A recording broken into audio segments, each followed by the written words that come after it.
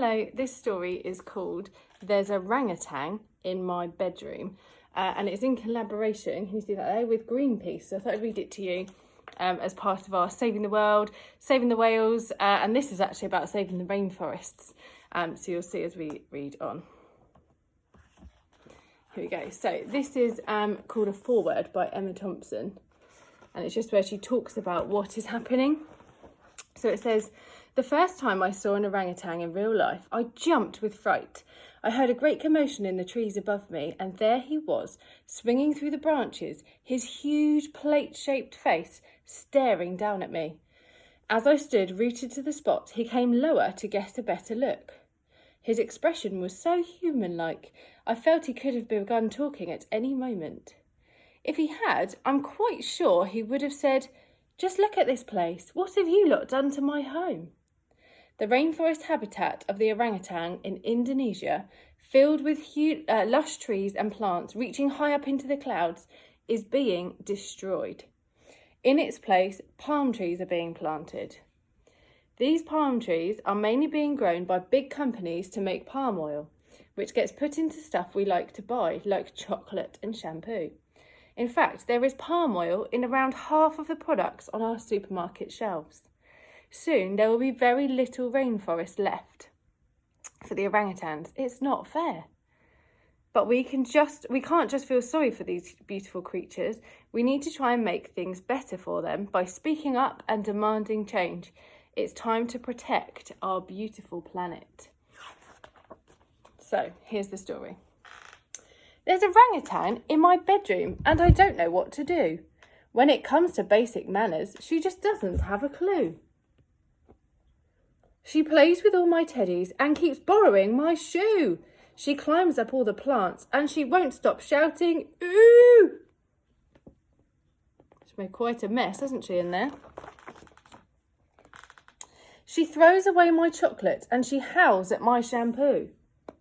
I wonder why she might do that, thinking about what we've just read. "I tried to eat some cookies and she even stole them too. There's a orangutan in my bedroom and I don't want her to stay. So I told the naughty orangutan she had to go away. Oh, orangutan in my bedroom, just before you go, why were you in my bedroom? I really want to know."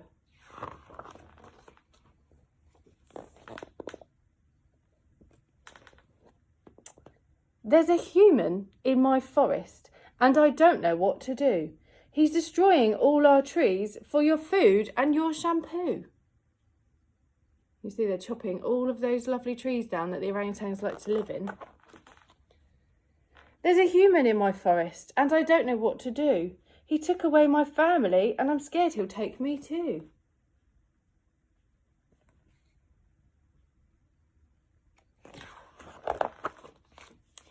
"There are humans in my forest and I don't know what to do. They're burning it for palm oil." That's really sad, that, isn't it? Can you see? "So I thought I'd stay with you."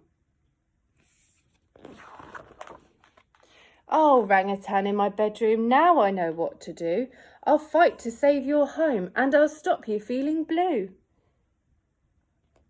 So can you see they're writing a letter, which is exactly what you're going to be doing this week, isn't it? To the big boss.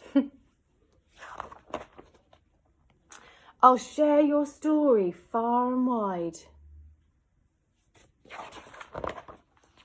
so others can fight too."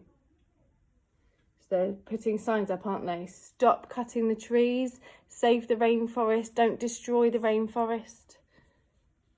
Children are drawing pictures, writing letters. Oh, orangutan in my bedroom, I swear it on the stars. The future's not yet written, but I'll make sure it is ours.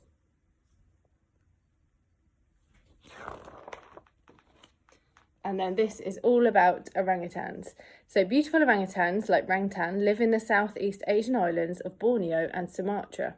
They spend most of their lives in trees in the rainforest. They even sleep in leafy tree nests. Doesn't orangutan look a little bit like you? That's because orangutans are one of the closest relatives to humans. In fact, the word orangutan is from the Malay language orang, which means human, and utan comes from a word meaning forest. So orangutan means human of the forest. And they do, don't they? They've got arms and legs like us. They've got hair on their heads. They've got much hairier bodies than we have, haven't they? But they've got faces just like us. If I zoom in there, look.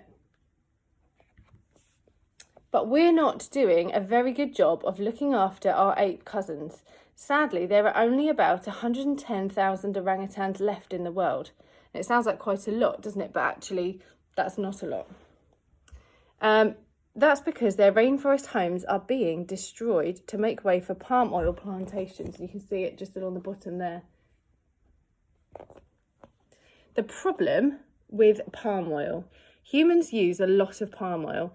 You can find it in lots of things your family buys at the supermarket, from chocolate, crisps and cookies to toothpaste, shampoo and soap. Palm oil comes from the fruits of palm trees. There is nothing wrong with palm oil if it is grown responsibly, without chopping down the rainforests. But the problem is that a lot of our palm oil isn't grown responsibly. Instead, tropical rainforests are being torn down so that more and more palm trees can be planted. Animals like orangutans, elephants and tigers are losing their homes. If you look there, you can see the rainforest is the dark green trees, but loads and loads of it has been chopped down, hasn't it? And they've used it for palm oil plantations. So that's what we need to try and stop. So how can you help? If you want to help protect animals like orangutan and the local people who live in the forests, here are 3 things you can do. So that one there. Tell all of your friends. Share orangutan's story with as many of your friends and family as possible. Tell everyone you know about the problem with palm oil and the way it harms animals. Number 2, tell some other people too. Making a poster to put up in your area is a great way to let lots of other people know about orangutan. Ask your library or local shop to display it for you. And number 3, write a letter to companies that use palm oil, asking them to save the rainforests. If everyone asks the maker of their favourite chocolate bar or shampoo to stop buying palm oil from companies who are destroying the rainforests, they'll really sit up and take notice. Ask a grown-up to find the company's address online. It's often on their website if you click on Contact Us. Turn the page to find out how to write a great campaign letter. So you can write a letter to some companies. There's some top tips, look, for writing a campaigning letter. And actually, we're doing that this week, aren't we? You're writing a letter to either Boris Johnson or somebody to help us to try and save the whales because of plastic pollution, because of whaling, and all of those sorts of things. So let's have a look. So here are the top tips for writing a campaign letter. Keep your letters short so it is quick and easy to read. Not too short though, year 2.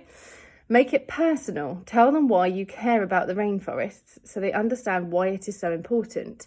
So you need to tell them why you care so much about our oceans and why our oceans are so important, and whales.